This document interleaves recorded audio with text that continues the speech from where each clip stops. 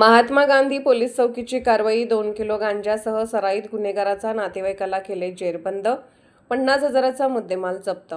केंद्र सरकारच्या नशामुक्त भारत अभियान अंतर्गत सांगली जिल्हा पोलिसांनी अंमली पदार्थ विक्री विरोधात सुरू केलेल्या विशेष मोहिमेत मिरज येथे मोठी कारवाई करण्यात आली।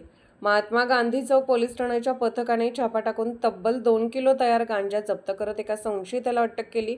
जप्त केलेल्या गांजाची किंमत सुमारे 50,000 रुपये असल्याचे सांगितले। ही कारवाई कैकाडी गल्ली मिरज परिसरात करण्यात आली।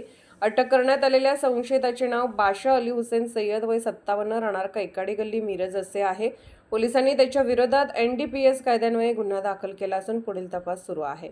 पोलीस सूत्रांकडून मिळालेल्या माहितीनुसार सांगली जिल्ह्यातून हद्दपार करण्यात आलेल्या आणि गांजा विक्रीसह गंभीर गुन्ह्यामध्ये सहभागी असलेल्या सराईत गुन्हेगार हुसेन बाशा सय्यद याच्या नातेवाईकाकडून अंमली पदार्थ विक्री सुरू असल्याची गोपनीय माहिती महात्मा गांधी चौक पोलिसांना मिळाली होती। त्यानुसार सहाय्यक पोलीस निरीक्षक संदीप शिंदे यांच्या मार्गदर्शनाखाली विशेष पथक तयार करण्यात आले।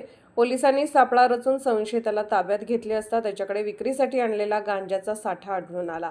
त्यानंतर पोलिसांनी तातडीने कारवाई करत गांजा जप्त केला व संशयिताला अटक केली।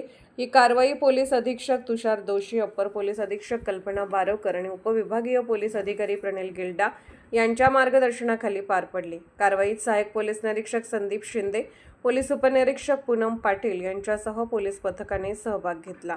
Bureau report SS news Marathi.